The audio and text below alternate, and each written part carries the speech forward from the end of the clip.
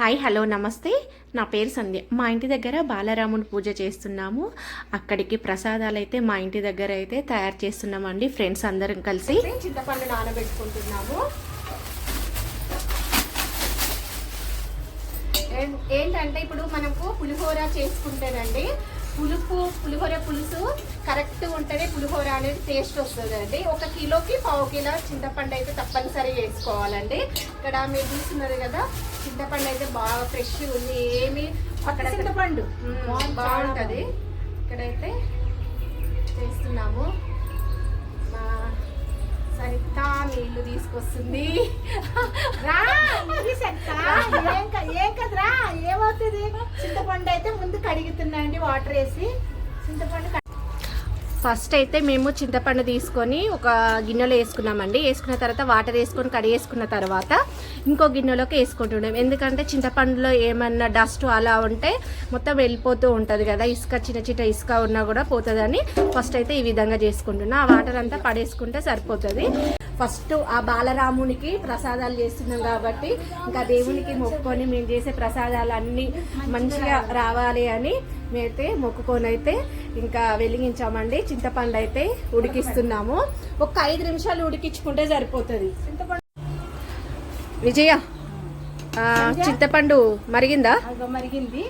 ఒక్క పొంగు వచ్చేంత వరకు అయితే సరిపోతుంది కదా? అంతే సరిపోతుంది. ఇది బంద్ చేసి మనం ఇంతలో చిన్న పని ఏదైనా చేసుకున్నా సల్లారిలాగా పిసికిస్తే సరిపోతుంది. అది కూడా చూపిస్తాం మీకు ఎట్లా పిసుకోవాలో. అదే సంజయ్ పని చేసేస్తాం. కేసరికైతే గిన్నె పెట్టుకున్నామండి. నీళ్ళు పోసుకుంటున్నాము.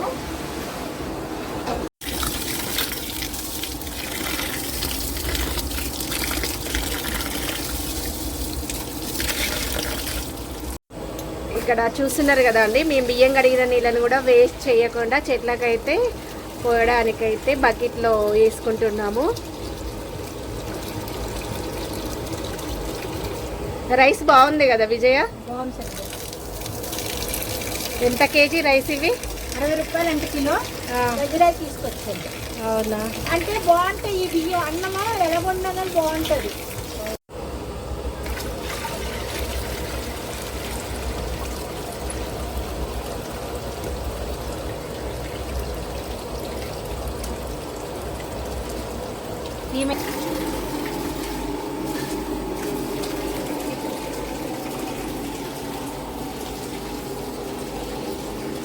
మా సరిత గంట సేపటి నుండి బెల్లం దంచుతుంది. ఇంకా అయిపోలే పాపం. ఇలా ఉపవాసం కదా, నీరసంగా బెల్లం చేతులు నొప్పి కావడానికే బెల్లం దంచమని చెప్పిన. అసలే ఉపవాసం.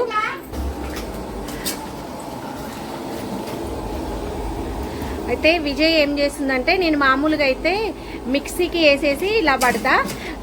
విజయ్ ఏం చేస్తుందంటే మిక్సీకి వేయకుండానే ఇలా చేస్తుంది. కానీ టైం ఎక్కువ పడుతుందని నేను అంటున్నాను. అని ఒకసారి కింద నుండి పడుతుంది, ఒకసారి తీయి. పడుతుంది. ఈ విధంగా చేసుకుంటే చింతపండు పులిహోర చాలా బాగుంటుందండి.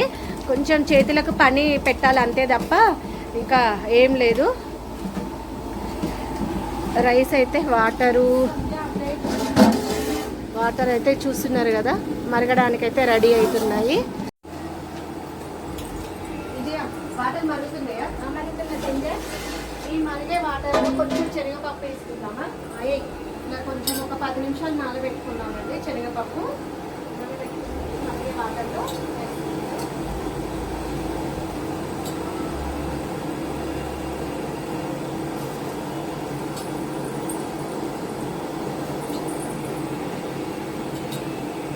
ఇది కూడా వేసంగా.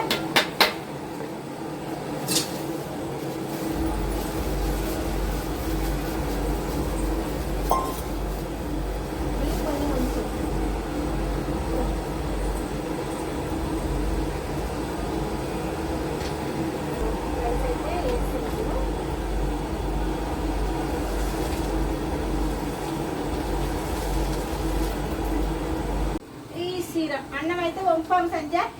మళ్ళీ దమ్ వేయాలి అన్నానే. జై శ్రీరామ్. జై శ్రీరామ్. సలుపు ఉండదు. ఒకసారి మీద మూతది. జై శ్రీరామ్. కొంచెం ఆయిల్ వేయాలి సంజ. ఆయిల్ వేస్తే అన్నం మగ్గుతుంది. కొంచెం ఆయిల్ చెప్తాను.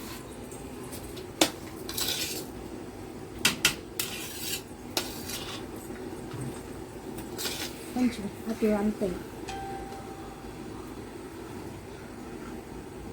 ఈ విధంగా ఎందుకు వేసుకోవాలి విజయ? అన్నం బాగా వస్తుంది. చాలు చాలా అన్నం బాగా రైస్కి బాగా పడుతుంది. చూసారా, ఒక 5 నిమిషాలు మగ్గిపోతే అన్నం పొడిపొళ్ళాడుతూ వచ్చేస్తుంది. ఉప్పు వేసుకుంటున్నాము. ఉప్పు వేసి ఆ ఉప్పు అంతా పెట్టేస్తాం. ఇది కళ్ళు ఉప్పు వేసుకుంటున్నామండి. కొన్ని పావు కిలో వేసామండి. ఇప్పుడు ఏమైనా ఇప్పుడే పసుపు వేయి.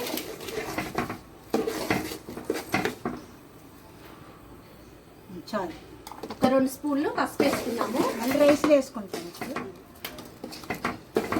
అల్లం, పుట్టి అల్లమేనండి. పుట్టి తీసుకొని ఈ విధంగా దంచుకొని వేసుకుంటే పులుసు మంచి టేస్ట్ వస్తుందండి. రైస్లో కలిపినప్పుడు మర్చిపోకండి అండి, అల్లాన్ని అయితే గుర్తుంచుకోవాలి. ఇలా దంచి ఇప్పుడు కొంచెం బెల్లం వేయాలి.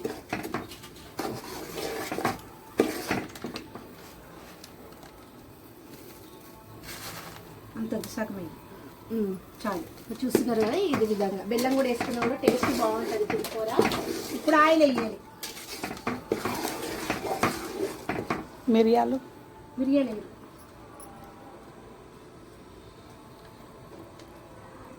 ఓకే. సాల్ట్ అండి.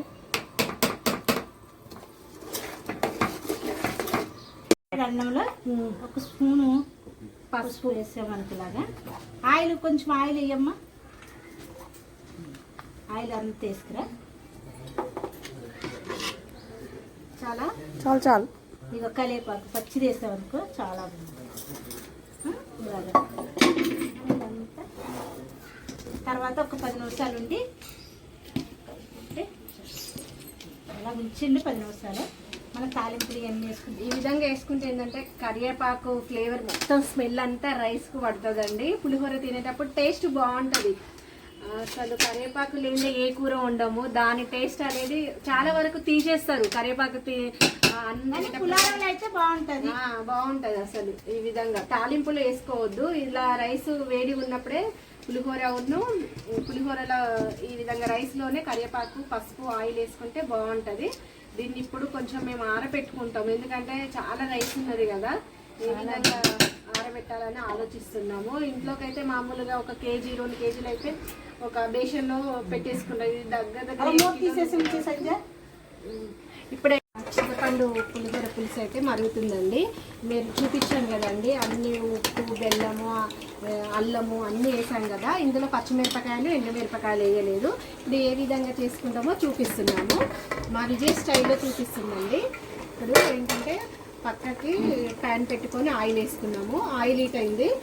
విజయ పచ్చిమిరపకాయలు వేస్తుంది. ఎందుకంటే పులుసులో వేయకుండా ఈ విధంగా ఆయిల్ అనుకో దాన్ని తినేయచ్చు. మన టేస్ట్ బాగుంటుంది. ఒక 7 కిలోలకు ఒక 1/2 కిలో వేస్తాం.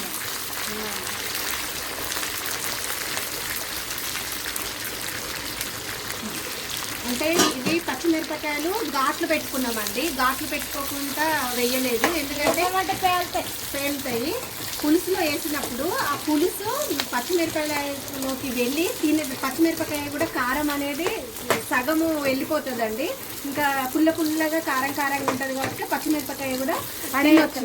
ఈ విధంగా చేసుకోండి. పులిహోర పులుసు చేసుకునేటప్పుడు చాలా బాగుంటుంది.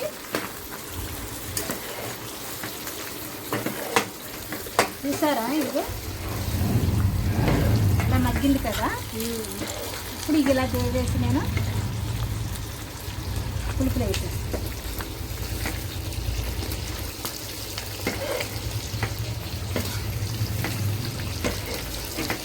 ఆడుతూ పాడుతూ పని చేస్తుంటే అలుపు సొలుపే ఉంటది. అలరుతుంది. గరిటతో ఏమీ వస్తలేదు మేడం.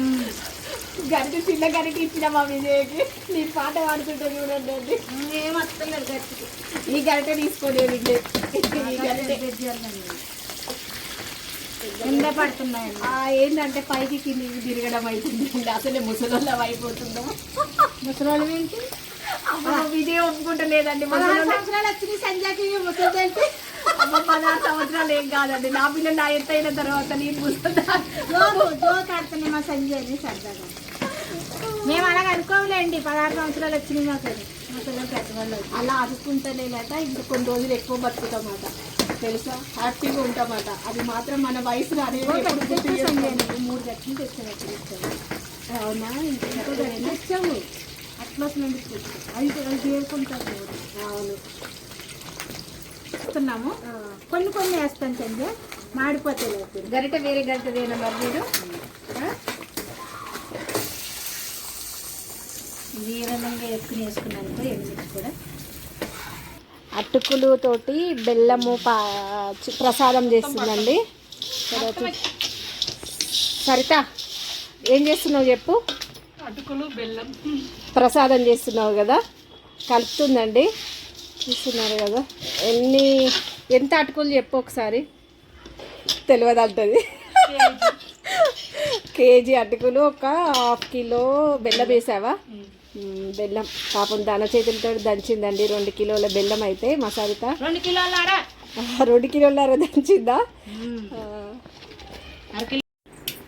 మేము ఏం చేస్తున్నామంటే పులిహోర కలపడానికి పెద్ద బాగోన్లు లేవండి, అందుకనే కింద ఒకటి కాటన్ చీర వేసుకొని రైస్ మొత్తము ఇందులో వేస్తున్నాము.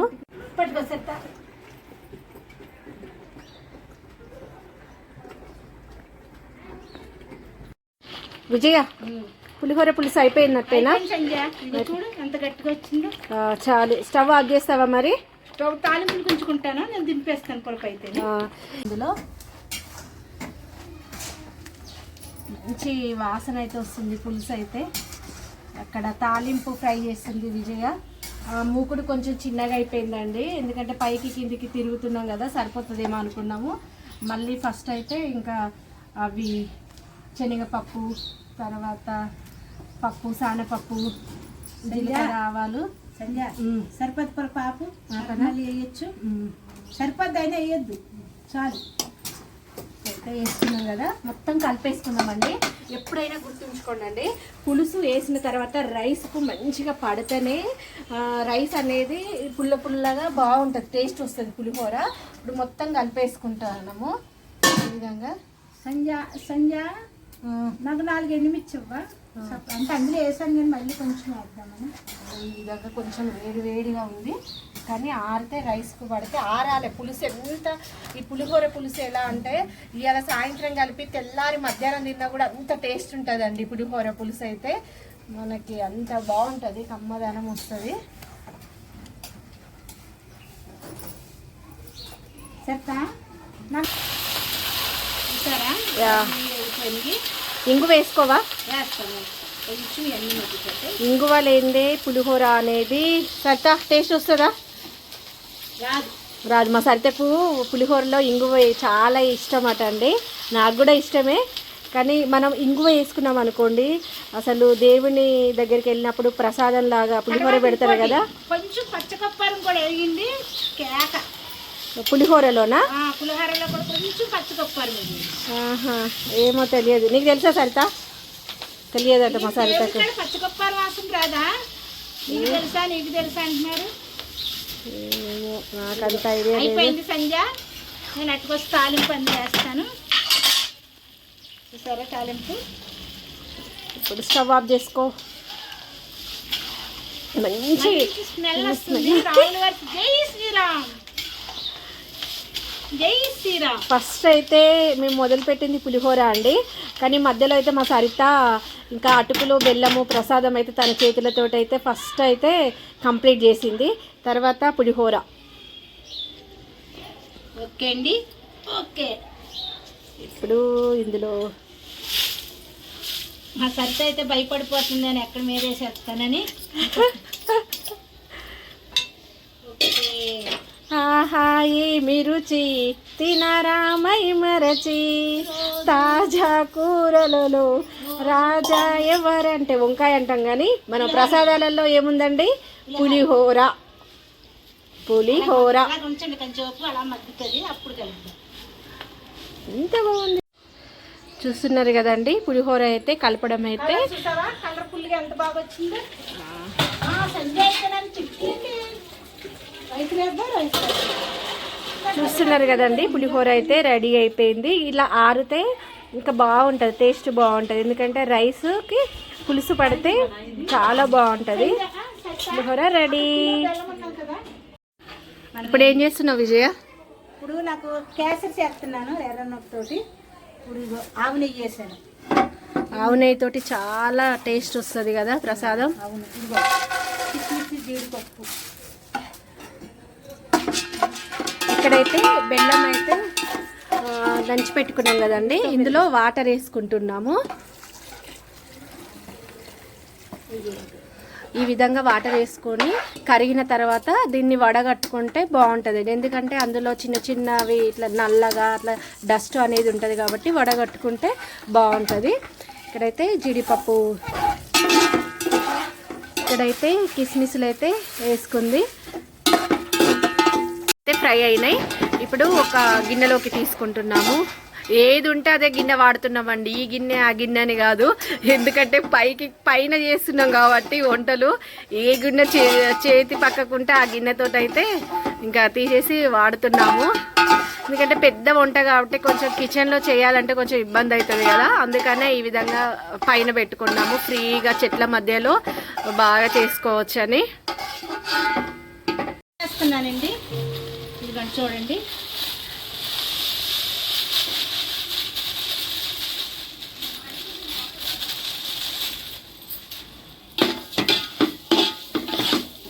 వెంకటేశ్వర స్వామికి కూడా చాలా ఇష్టం. ఎందుకంటే ఆయన అన్ని అవతారాలు ఎత్తిండు కాబట్టి ఏ అవతారాలైనా ఈ రవ్వతోటి చేసిన ప్రసాదాలు అంటే చాలా ఇష్టం కదా విజయ. అవును, అందుకే నేను ఎర్రనొప్పితోటి చేస్తాను. పచ్చి వాసన పోయేంత వరకు ఫ్రై చేసుకోవాలండి, అప్పుడే టేస్ట్ బాగుంటుంది. ఇది ఎన్ని కిలోలు విజయ? 2 కిలోలు రవ్వ, కిలో బెల్లము, కిలో పంచదార. అంటే దీనికి పంచదార కూడా వేసుకోవాలా? హాఫ్ అది హాఫ్ ఇది? హాఫ్ అది వేస్తున్నాను, ఇది హాఫ్ ఇది వేస్తున్నాను. ఇంకా రవ్వ అయితే ఈ విధంగా వేగిందండి, పచ్చివాసన లేకుండా. సంజయ్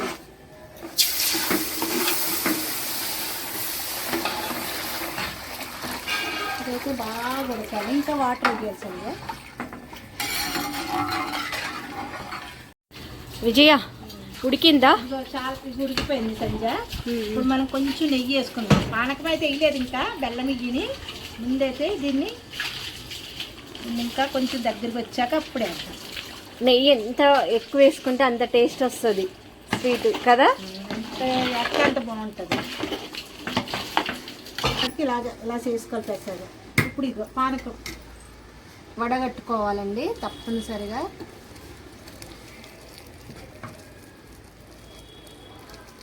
ఇప్పుడు ఇందులో ఎంత డస్ట్ వస్తుందో చూపిస్తున్నాము. ఈ బెల్లం కూడా కొంచెము ఏమన్నా కలుపుతారు కావచ్చు కదా విజయ్? కెమికల్ ఎక్కువ వేస్తున్నారు. చూస్తున్నారా? ఇందులో చూడండి, మనం ఎలా తీసుకోకపోతే ఇది ఉండకట్టేస్తుంది. ఇంత డస్ట్ అన్నమాట. చూసారా ఈ గిన్నెలో కూడా? చూసారా ఎంత ఉందో? మనం ఎంత తింటాము. వడగట్టుకొని చేసుకోవాలి. పంచదార వేసాము. ఇప్పుడు మేము 2 కిలోలకు 1 కేజీ బెల్లం వేసాము. ఇప్పుడు 1 కేజీ చక్కెర వేస్తున్నాము. 2 కిలోలకు 2 కిలోలు. ఇంకా కొంచెం వేసుకోవచ్చు, తీపి ఎక్కువైపోతుందని మేము ఆగుతున్నాం.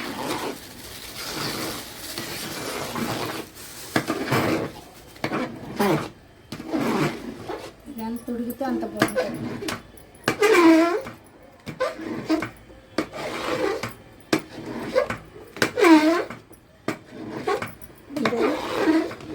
ప్రయత్నం సంజయ్, చూడు సంజయ్, స్పూన్కి అది. ఇలాచీ పౌడర్ ఏం చేయాలంటే అప్పటికప్పుడు పట్టుకోవాలంటే కొంచెం టైం పడుతుంది కాబట్టి మనకు టైం ఉన్నప్పుడు మిక్సీలో కొంచెం షుగర్ వేసుకొని ఇలాచీలు వేసేసుకొని పౌడర్ చేసుకొని ఒక బాక్స్లో. సత్యనారాయణకైనా, రాముల వారికైనా, కృష్ణుడికైనా ప్రసాదం అని చాలా ఇష్టం. చూసారా, చల్లారి నాటికి వచ్చేస్తుందండి. చూసారా,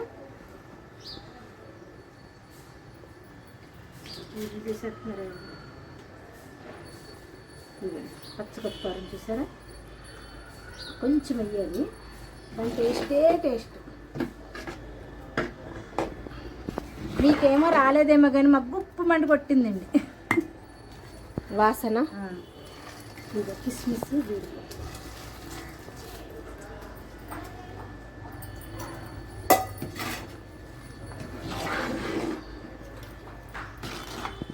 చూస్తున్నారు కదా అండి, రవ్వ కేసరి అయితే రెడీ. స్టవ్ ఆఫ్ చేసుకున్నాము. పులిహోర కూడా చూపించాలి. పులిహోర చూస్తున్నారు కదండి, ఒక గిన్నెలోకి అయితే ఎత్తేసుకున్నాము. ఇంకా రెడీ అయిపోయినాయండి. 1 గంట నుండి అటుకుల బెల్లం అటుకులు రెడీ.